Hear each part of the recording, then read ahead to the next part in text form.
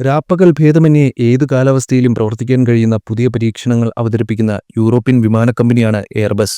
അവരുടെ തീരുമാനങ്ങൾ ഓരോന്നും ചർച്ചയിൽ ഇടം പിടിക്കാറുണ്ട്.